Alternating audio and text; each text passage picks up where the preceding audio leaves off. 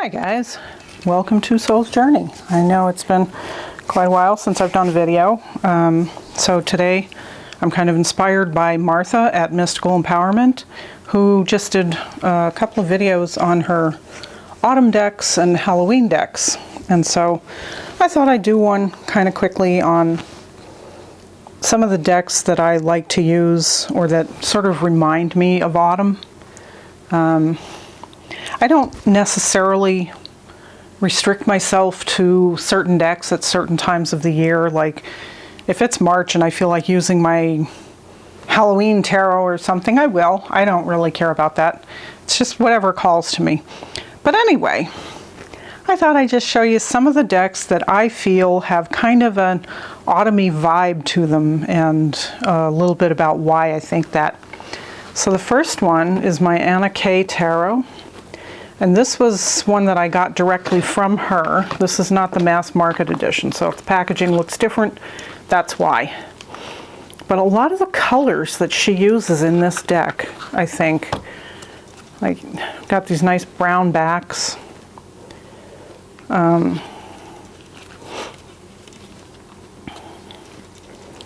So many of the colors and the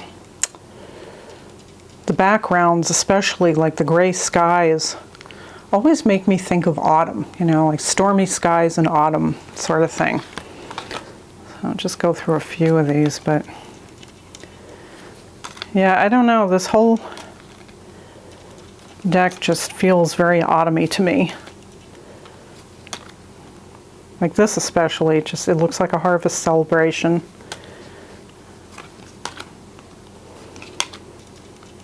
So much, you know, yellows and oranges.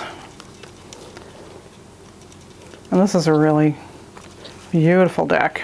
I really enjoy this deck. This is another one that's got kind of a feasting vibe to it. I think this has one of my all-time favorite death cards, which I've talked about before. Now, the Devil, to me, doesn't look very devilish, you know. There's nothing really menacing about him to me. It's everybody around him and what they're doing. You know, it's like they've done this to themselves, sort of thing. Let's see if I can find that. Beautiful moon card too. Absolutely love this card. Let's see if I can find that. Oh, here he is. That was lucky. See if I can get the camera to focus. There we go.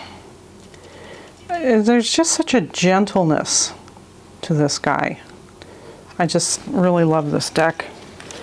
I'm like, it's another one with gray skies. And, you know, granted, that could be any time of year, but for some reason, these gray skies always feel very autumny to me.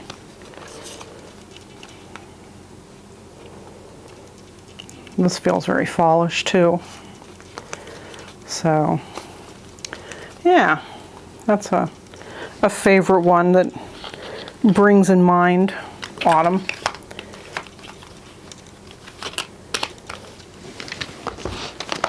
And this one might be kind of a surprise. The Journey of the Sacred Bee. And the reason is the sunflower on the cover, and the bees tend to be very active around my house at this time of year. It's like I've got, I think, 2 yellow jacket nests very active right now in my backyard. So I'm kind of like debating if I want to just leave them be, no pun intended, and wait for them to go dormant during the winter. They usually just abandon the nest and will build it elsewhere the next year. So I may just give them a pass for now. But yeah, they are very present in my life at the moment. I haven't been stung, which is nice. Maybe we have sort of an uneasy detente going on out there. I don't know. It's another Very beautiful, very unusual deck. Of course, if you don't like bees, you're not going to like this one, but... And again, the colors are kind of, they feel very autumny to me. And I have a full walkthrough of this deck too, which I can link to down below, or you can go pull it up if you're interested. It's pretty, like, kind of an aqua gilding on the edges. Lovely deck. And then have this Silver Era Tarot by Ania Khan and Russell J. Moon. And I think I did a walkthrough of this not too terribly long ago. So it comes with this little book. This is a shiver deck. So hence the very glossy. This one's been out for quite a while, but again, lots of grays, and it's got that kind of stormy sort of autumn feel to me.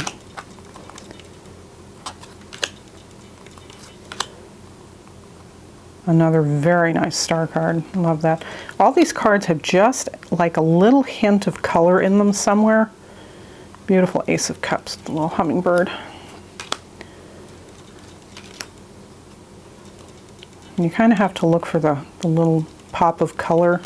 I shouldn't say it's a pop, it's very subtle.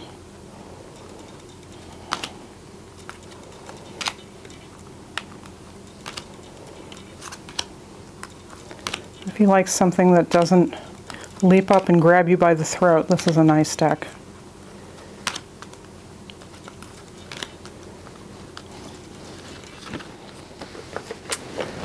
And then my Crow Tarot.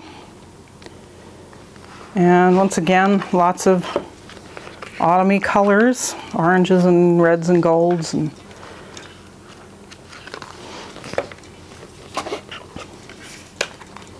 the brown backs. No gilding, but to me it's a very autumn color palette. Lots of gray skies again.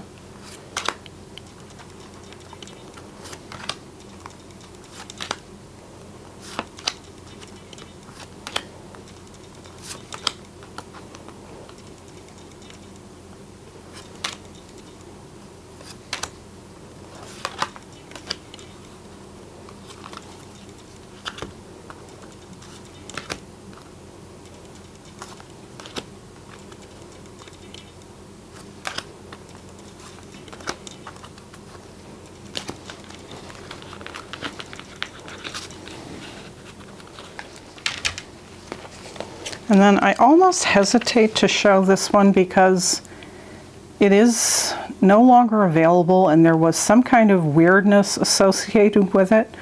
Had something to do with Simon over at the Hermit's Cave, and I don't know what the whole story was. I didn't see it addressed by Simon. It all kind of got hushed up. Or not hushed up, but nobody seemed to want to discuss it in depth. But it was a deck created by a guy named Gary Shook, and his Etsy shop is long since disappeared. So yeah, I don't believe any of these decks are available anymore. And this has one of the weirdest backs. I believe that is him, and he's on all the backs. So that's kind of a little off-putting, but you can see it's, again, with the very dark colors and the black borders. Oh, I keep meaning to get around and put some kind of backing paper to cover the backs, but I just never have gotten around to it. But definitely a darker part of the year sort of vibe to it, I think. Yeah, I don't know what the whole deal was with this deck, but as far as I know, it cannot be had anymore. And this one might be kind of a surprise to people, but again, it's mostly because of the color palette rather than anything specifically to do with autumn. Like it's got these deep gold borders, and there's a lot of really strange things in these cards, like, you know, what is going on up here? I have never figured it out, but it's definitely, yeah, the colors just do it for me.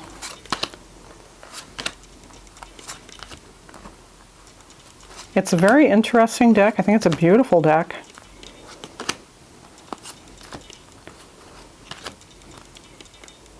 And again, lots of weirdness in some of these cards. But it's a fun deck. I enjoy it. And this is the Tarot of the Hidden Realm. Too much light.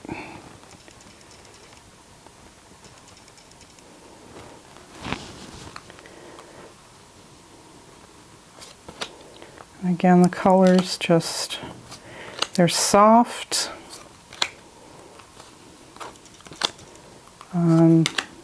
Leaning more towards the darker colors. More subdued natural rather than bright neon colors, but this definitely gives me a very autumn feel. I used to use this deck quite a lot, and I haven't pulled it out for a long time.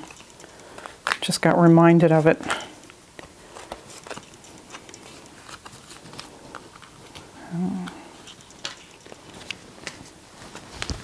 And this is the Witch's Tarot by Ellen Dugan. And again, the black borders, I think, give it. Even though the colors aren't necessarily just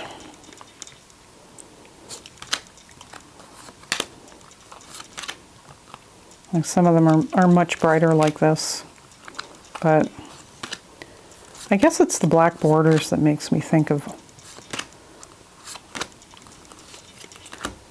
because these are definitely more colorful, but it's one I think of a lot during the equinoxes and the cross-quarter days, and I really love this deck. It's one of my favorites. It's a new Workhorse deck for me.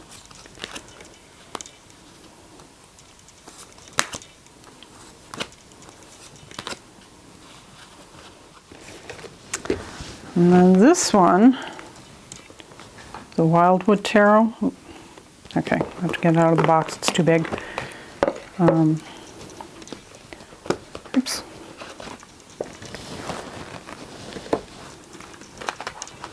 And it's so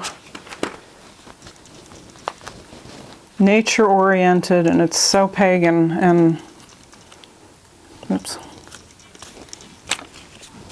Sorry about that. And anytime one of the Sabbats rolls around, oh goodness, I sort of instinctively reach for this one.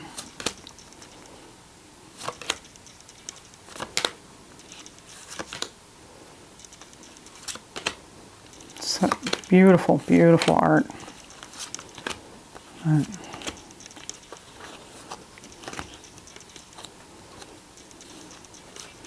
It's so nature-oriented.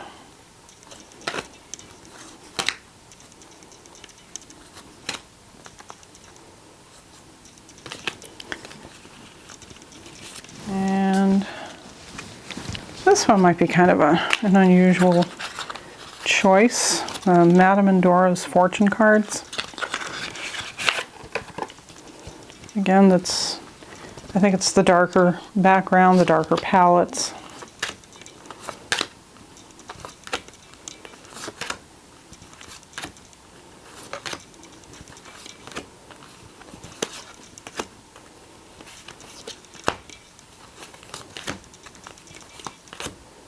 Like I said, I don't, restrict myself to using any of these decks only at a certain time of the year. And the last one for now is the Fairy Enchantments by Ian Daniels. Oops.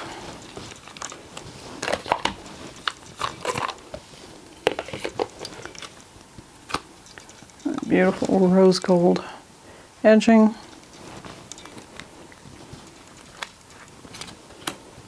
But the colors, again, are the darker colors, and this feels very fall-like.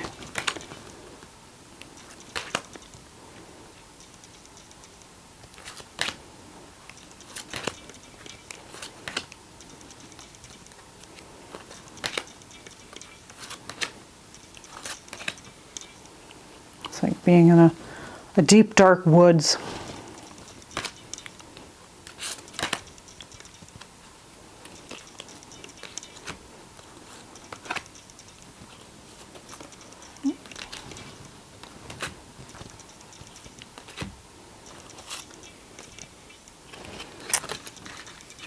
So that's it. Those are probably the ones that spring to mind most when I think of anything to do with autumn. So I hope you enjoyed that, and I thank you for watching. And I do have another video planned, which I should have up probably in the next couple of weeks. I'm thinking of doing a video on my more quote-unquote sinister decks, so I'm kind of pulling those together now and giving that some thought. So I thought that would be kind of fun for a change. So I hope everybody is doing well, and I thank you very much for watching, and enjoy the autumn equinox and the season ahead, and I will talk to you soon. Blessed be.